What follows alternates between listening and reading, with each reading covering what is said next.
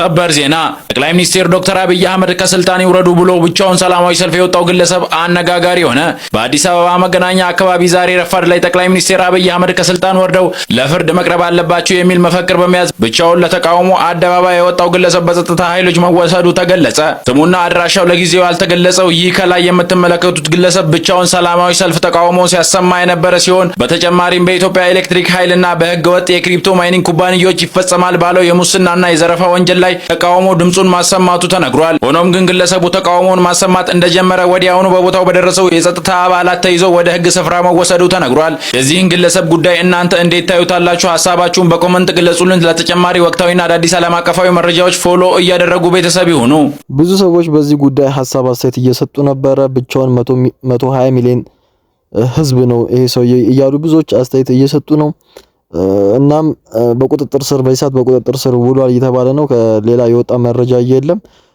እስቲ ምን ላይ እንደደረሰ መረጃ ሲደርሰን የምናቀርብላችሁ ይሆናል። አዎ ጥያቄ ከፈጠረብኝ ያም የሃይማኖት ሰው ነው ሊመልስልኝ የሚገባው። ዝም ብሎ አማኙ አይደለም ሊመልስልኝ የሚገባው። ለክርስቲያኑ ለምን እግዚአብሔር ወንድ ሆነ ነው ተፈጥሯል። ኖ ለምን ተነገረኝ ነው እኔ የምለው። ተነገረኝ ነው እየሰማን ያለ ነው።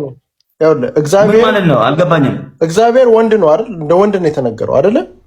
አዎ እሷ ለምን እንደ ወንድ ተነገረኝ? ኢና ሊላሂ ወኢና ኢለይሂ የኔና የዘራ ያዕቆብ ውይይት ሌላ ነው ማሚው። ለአንተ እንደ አማኝ አላህን ለምሳሌ ለምን ወንድ አላህን እንደ ወንድ ነው የሚሰበከው አይደል? አዎ ለምን እንደ ሴት አልሆነም ነው የሚሰበከው? እንደ ሴት አልሆነም አይደለም፣ ወንድ ነው ተብዬን የተነገረኝ። ማንም ማያውቅም ነው። እንደዚህ ናቸው ማለት ነው ፋይናል። ስለዚህ ምንም የሚፈጠር ነገር የለም። ማሰገድም እንትን መልእክት ማስተላለፍ እችላለሁ እያልሽ ነው። ምንድነው ችግሩ? አሁን ሴት አሁን ጠይቅህ ማሜ እንደ ስድብ እንዳትቆጥሩ እንደ ጥያቄ ወሰደው። አረ ቢስማርት ታዘንቡባን አላችሁ ባካችሁ ተው። ማሜ በእግዚአብሔር በእንትን አትሰደው፣ በፍራቻ ምናምን አትሰደው። እንዴት ታስባላችሁ እንደዚህ አይነት ነገር ሲጀመር? እንዴ ለምን አናስብም? ምንድነው ችግሩ?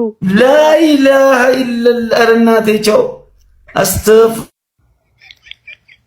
እውነቱን ነው ማሜ። አንድ ቀንማ ሚስማር ያዘንቡብናል። ጭራሽ ፈጣሪ ምናምን ብለው መጡ። ፌሚኒዝም የመጨረሻው ይሄ ነው እንግዲህ ተመልከቱ። ኢትዮጵያ ውስጥ ከአንድ ቀን ሚስማር መዝነቡ ነው። ጭራሽ ከፈጣሪ ጋር መዳፈር ተጀምሯል።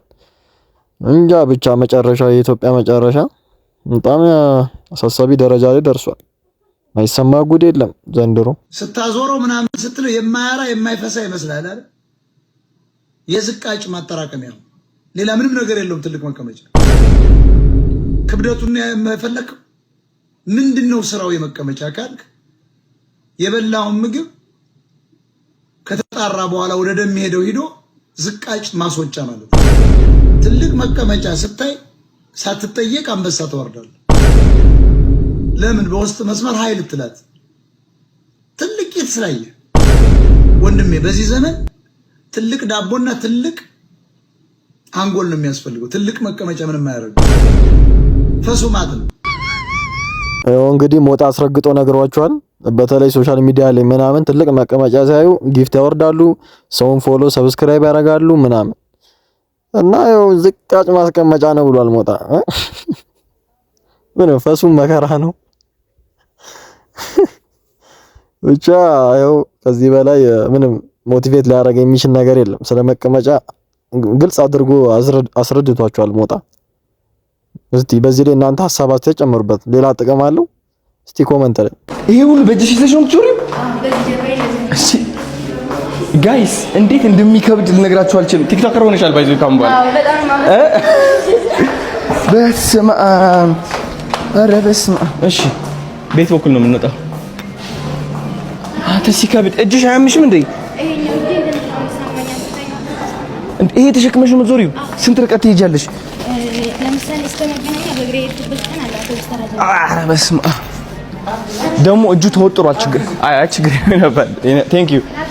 ኧረ ተይ ምታግዢኝ አንቺ በደንብ ድጋፍ ያስፈልግሻል አሁን። እሺ በደንብ የኔ እናት። በጣም ከባድ ነው ግን ይዘሽ። እሺ ስሚማ እንካ ኪራይ ነው ያባት ከባድ ነው። እሺ አንቺ ነሽ ተሸከምሽው? ሞልቼ እንደዚህና እንደዚህ ይዛል። ስማም እሺ እንግዲህ የተመለከታችኋት ልጅ ሰሞኑን ሚዲያ ላይ አይታችኋታል። አዶናይ 44 ቆሎ የሚል ስያሜ ሰጥተው ነው ስራዎቿ ምናምን ስትሰራ የነበረው። ቆሎ ምናምን ነው የምትሸጠውና ከአዶናይ ጋር ተገናኝታ ብዙ ነገር ነው ያደረገላት። አይፎን 17 ገዛላት። አሁን በቅርቡ መስቀል አደባባይ ላይ የሚዘጋጅ ኤግዚቢሽን አለ። እዛ ላይም ቆሎቿን ምናምን እንድትሸጥ ምናምን ያመቻቸላት ነው ምናምን እና አዶናይ በጣም በቃ ጥሩ ስራ ነው እየሰራ ያለውና ብዙ ሰው በቃ ፎሎ ሊያረገው ሊያግዘው ሊያበረታተው ይገባል ብዬ አስባለሁ። እና እስቲ ይሄን ቪዲዮ ተመልከቱት። አይፎን እየሰጣት የኔና ነይ የኔና ይኸው ቀስ አድርገሽ አውጪ። አይዞሽ በዚህ ሳቢያት ከዛ እንደዚህ ግልብጥ ታረጊውና ከዛ ቅልጥ ታረጊዋለሽ። ሊያዝልሽ ይሄኛው ቻርጀሩ ነው። እሺ በስ እስኪ 1 2 እስኪ አብሪያት። አዎ እቺ ነው ምን ታረጋት ይዘሻት ቆይ እኔ አምላኬ አዶናይ በማርያም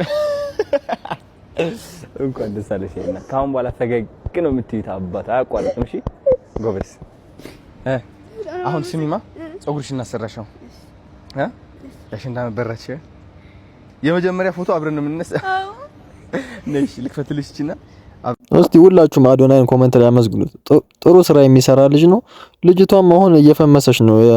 ቪዲዮዎች መስራት ጀምራለች ምናምን የራሷንም አካውንት አላት ምናምን በቃ ብቻ ሰሞኑን አሁን ደግሞ ይሄው ሞባይል ገዝቶላታል 70 አይፎን 17 በቃ ከዚህ በኋላ ህይወቷ ይቀየራል እና እስቲ አመስግኑት በጣም በቃ። እናም ብዙ ሰው እያመሰገነውም ነው ሚዲያው ላይ ከዘረኝነት የጸዳ ሰው ነው አዶናይ።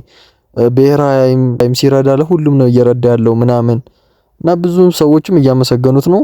እናንተም ኮሜንት ላይ አመስግኑት። አይፎን 15 ካልተገዛልኝ በማለት የራሱ እንዲሁም ደግሞ የቤተሰቡን ህይወት የነጠቀው ታዳጊ በዚህ ሰዓት ዓለምን እያነጋገረ ይገኛል። በምስሉ ላይ የምትመለከቱት የ18 ዓመት ታዳጊም እንግዲህ በህንድ ማሃራሽትራት በተባለ ግዛት ውስጥ የሚኖር ሲሆን ለቤተሰቦቹም አዲስ አይፎን 15 እንዲገዙለት ጥያቄ ያቀርባል። ነገር ግን ቤተሰቦቹ በአቅም እንዲሁም በተለያዩ ምክንያቶች አይፎኑን መግዛት እንደማይችሉ ይነግሩታል። በዚህ ተበልሳጨው የ18 ዓመት ታዳጊም እንግዲህ በምትመለከቱት መልኩ ከፍተኛ የሆነ ጥልቀት ባለው ጉድጓድ ወይም ደግሞ ተራራ አናት ላይ በመውጣት ማለት ነው ቤተሰቦቹን ማስፈራት እንዲሁም ራሱ እንደሚያጠፋ ሲናገር አባት ልጁን ለማዳን ማለት ነው በምትመለከቱት መልኩ ወደ ልጁ በቀረበበት ሰዓት ልጁ የአባቱን እጅ ይዞ ጎትቶ ማለት ነው ወደ ገደል ተወርውሮ ይገባል።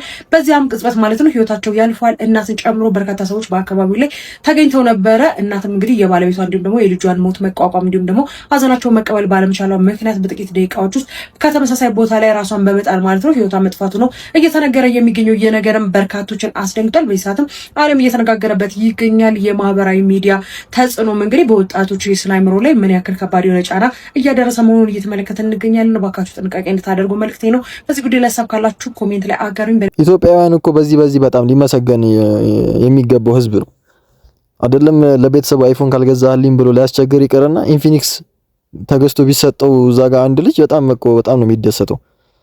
የቤተሰቡን በቃ እንዴት እንጃ በኢንፊኒክስ ራሱ የሚደሰት ህዝብ ነው። እና ይሄ በጣም ከባድ ነው። አይፎን ካልተገዛልኝ ብሎ እንደዛ አይነት ድርጊት በጣም ከባድ ነው።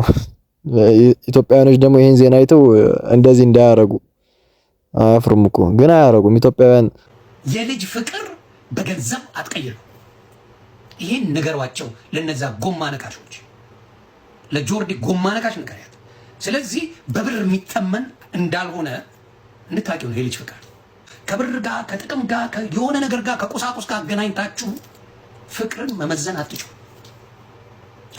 የእናንተ ሚዛን ገንዘብ፣ የእናንተ ትምህርት ኤጁኬሽን ነው። በአናቱ ይተከል ኤጁኬሽን ነው የምትልሽ ከልጇ ዶክትሬትሽ ይበልጣል ወይስ ልጅሽ? ዶክትሬቱ ለምን ሬሳ እዚህ ጋር ነው መስራት ያለብን የምለው ለዛ ጭንቅላት ላይ ይሰራ። ካለ ገለልሽ ወንድን የምታመጪው አንዳች ለውጥ የለም። እስቲ ሙቭመንታችሁን እስከ መጨረሻው ቁጭ ብዬ አየዋለሁ። ከእናንተ ጎን አልሆን ከነ ጆርዲ ጎማ ነካሽ የተባለች እቃቅ ከሷ ጎን ብሞታል አልኩ። ስለማውቃት ወመኔ ዱርዬ ሴት ስለሆነች ስለማውቃት በየእምነት ስነ ምግባር የሌላት የምን ስነ ምግባር የሌላት በምንም ነገር ኳሊፋይድ ያልሆነች ሴት ፊት ለፊት አምጥታ ደግፈኛ አትለ አልሰማ።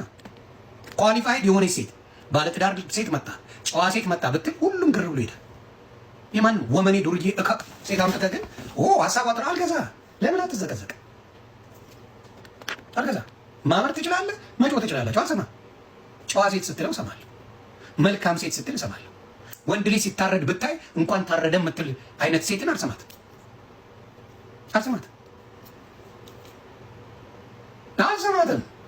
ለምን ኮረንቲ አዲስ የምሰማው ጨዋ ሴት ስታወራ ሳሊ ምንድነው? በጥላቻ የሰከሩ ናቸው። ከሚዲያ ላይ አስነቅለን እናጠፋታለን፣ አሳብደን ነው የምናጠፋት። ወመኔ ዱርዬ ሴት ነች፣ አትመጥኝ። ያንተ ልጅ የኔ ልጅ ነው ደፋሪ የተባለው አባ ለምን አትዘቀዘቅ? አልሰማት። ለምን አራት እግሯን አትበላም? እሱ አልሰማም። የምሰማው ጨዋ ሴት ሰማል። ወልዳ መከራዋን ያየች አደገኛ ቦዘኔ እከክ ሴት አልሰማም። እናንተ መስራት ያለባችሁ ማሳበዱ ላይ ጆርዲ ጎማ ነካሽ እያልክ ጻፍላት። ታጨልላታለህ። ኮመንት እያየች ነው የምትጨምረው። አጨልላት። ጎማ ነካሽ ሰላም ነው። ለምን አትሰቀልም? አላግዝም፣ አናግዝም። እስቲ ማን እንደሚያግዝሽ እስቲ ፒቲሽን ምን ልታመጪ? ፒቲሽን ምን ሊመጣ? ውድ የቻናል ቤተሰቦች ለዛሬ ይዤላችሁ የመጣሁት ቪዲዮዎች እነዚህን ይመስሉ ነበረ። በቀጣይ ቪዲዮ እስከማገኛችሁ ሁላችሁም በያላችሁበት ይመቻችሁ። ቻው።